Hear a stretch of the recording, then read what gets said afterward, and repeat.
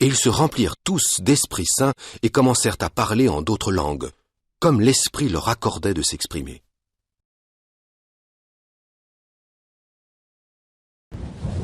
Tout à coup, il y a un bruit venant du ciel, semblable à celui d'un violent coup de vent. Le bruit se fait entendre dans toute la maison. Puis, des sortes de langues de feu apparaissent au-dessus de la tête des disciples. Et ils sont alors tous remplis d'Esprit Saint. Acte 2, versets 2 à 4. C'est de cette façon spectaculaire que Jéhovah répand son esprit sur ce groupe de chrétiens. Ils sont les premiers à être oints d'Esprit Saint et à recevoir l'espérance de régner avec Jésus au ciel. Si tu avais été un des disciples réunis dans cette maison, tu n'aurais jamais oublié ce jour. Quelque chose ressemblant à une langue de feu serait venu se poser sur ta tête, et tu aurais commencé à parler en différentes langues.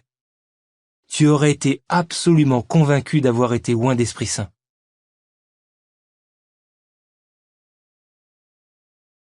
Mais tous ceux qui sont oints d'esprit reçoivent-ils l'onction au même moment de leur vie, et d'une manière aussi spectaculaire? Non. Comment le savons-nous? Parlons du moment où une personne reçoit l'Esprit Saint. Les 120 disciples n'ont pas été les seuls à être oints le jour de la Pentecôte de l'an 33. Plus tard dans la journée, environ 3000 autres personnes ont reçu l'Esprit Saint promis. Leur onction a eu lieu au moment de leur baptême. Or, quand ils entendirent cela, ils furent touchés en plein cœur. Et ils dirent à Pierre et aux autres apôtres, « Hommes, frères, que nous faut-il faire ?» Pierre leur dit, « Repentez-vous, et que chacun de vous soit baptisé au nom de Jésus-Christ pour le pardon de vos péchés, et vous recevrez le don gratuit de l'Esprit Saint. » Ceux donc qui accueillirent sa parole de tout leur cœur furent baptisés, et ce jour-là, environ 3000 âmes furent ajoutées. Mais cela n'a pas toujours été le cas de ceux qui ont été oints dans les années qui ont suivi. Par exemple, les Samaritains ont reçu leur onction après leur baptême.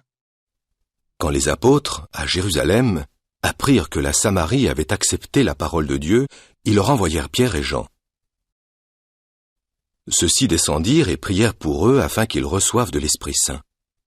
Car ils n'étaient encore tombés sur aucun d'eux, mais ils avaient seulement été baptisés au nom du Seigneur Jésus. Alors ils posèrent les mains sur eux, et ils recevaient de l'Esprit Saint.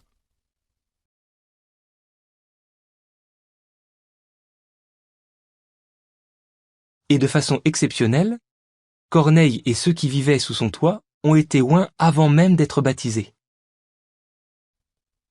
Pendant que Pierre parlait encore de ces événements, l'Esprit Saint tomba sur tous ceux qui entendaient la parole. Et les fidèles qui étaient venus avec Pierre et qui étaient d'entre les circoncis furent stupéfaits, parce que le don gratuit de l'Esprit Saint était aussi répandu sur les gens des nations. Car ils les entendaient parler en langue et magnifiaient Dieu.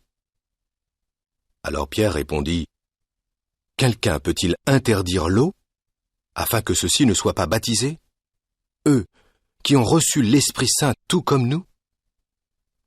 Là-dessus, il ordonna qu'ils soient baptisés au nom de Jésus-Christ. Ils le prièrent alors de rester quelques jours.